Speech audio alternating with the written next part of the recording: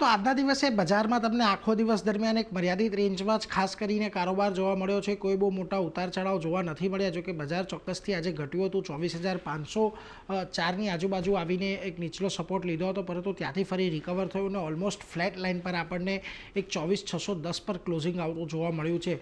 સેન્સેક્સમાં પણ જુઓ, કોઈ બહુ મોટા વધારા ઘટાડા આવ્યા નથી, ઓલમોસ્ટ સાવ જ ફ્લેટ લાઇન પર સેન્સેક્સ તો આપણને બંધ થતું જોવા મળ્યું છે। પરંતુ નિફ્ટી બેંકમાં આજે તમને થોડો ઘણો ઘટાડો આવ્યો હતો, ત્યાંથી પણ એક સારી રિકવરી આવી અને ઓલમોસ્ટ 5%ના ઉછાળા સાથે નિફ્ટી બેંક બંધ થયું છે। મિડ કેપ અને સ્મોલ કેપની અંદર પણ આજના દિવસે તમને શરૂઆતી કારોબાર જે હતો થોડોક લાલ નિશાનમાં જોવા મળ્યો હતો, ત્યાંથી થોડી ઘણી પોઝિટિવિટી સામાન્ય એક આપણને મિડ કેપની અંદર જોવા મળી છે। એટલે ઓવરઓલ આજે દરેક જગ્યા પર એક મર્યાદિત રેન્જની અંદર જ બજાર આપણને ખાસ કરીને ફસાયેલું જોવા મળ્યું। પરંતુ આમાં પણ તમે સેક્ટર સ્પેસિફિક જોશો તો તમને રિયલ્ટી સ્ટોક્સ આજે 1.5% જેટલા વધતા દેખાયા છે। નિફ્ટી આઈટી સ્ટોક્સ દ્વારા આજે એક નવા શિખર બનાવવામાં આવ્યા।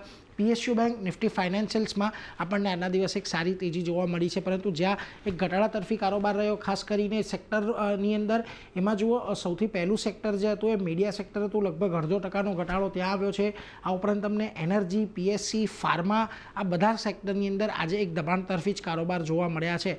અને નિફ્ટીના ફ્રન્ટ પરથી જ્યાં આપણને એક સારી તેજી જોવા મળી, એમાં જો શ્રીરામ ફાઇનાન્સનું કાઉન્ટર છે, લગભગ 2.5-2.5% જેટલો ઉછાળો ત્યાં આવ્યો। આ ઉપરાંત બજાજ ફિન્સર્વ, વિપ્રો, એચસીએલ ટેકમાં તો ઉછાળો હતો જ, પરંતુ અન્ય જે ઇન્ફોસિસ, ટેક મહિન્દ્રા જેવા મોટા આઈટી કાઉન્ટર્સ છે ત્યાં પણ એક સારી એવી તેજી રહી હતી। આ ઉપરાંત તમને ભારતીય Airtel, Adani ports, HDFC life, Adani enterprise જેવા કાઉન્ટર એવા રહ્યા કે જેને નિફ્ટી પર આજે થોડું ઘણું દબાણ બનાવવાનું કામ કર્યું છે। મિડ કેપના ફ્રન્ટ પરથી આજે જ્યાં તમને તેજી જોવા મળી, એમાં જુઓ નાયકાનું કાઉન્ટર છે, અહીંયા એક સારી એવી તેજી આજના દિવસમાં 4% આવી છે। આ ઉપરાંત ફિનિક્સ મિલ્સ, હુડકો, ફેક્ટ જેવા કાઉન્ટર હતા કે જ્યાં આજના દિવસમાં સારી ખરીદદારી જોવા મળી, પરંતુ જ્યાં આજે ઘટાડો આવ્યો છે એમાં જુઓ ભારતી હેક્ઝાકોમ, કોચિન શિપયાર્ડ, આરવીએનએલ, એસજીવીએન જેવા સરકારી કંપનીઓની અંદર આપણને આજના દિવસે ઘટાડો જોવા મળ્યો। ઓવરઓલ હજી પણ બજાર નીચેમાં 24,700, ઉપરમાં 24,700, નીચેમાં 24,300, ઉપરમાં 24,700 આ એક રેન્જની અંદર ફસાયેલું છે। નિફ્ટી બેંકમાં પણ એક 53,200થી લઈને 53,800 સુધીની એક 500-600 પોઈન્ટની એક રેન્જ બની ગઈ છે, અને આ રેન્જની અંદર જ આપણને છેલ્લા 3-4 દિવસથી કારોબાર જોવા મળી રહ્યો છે।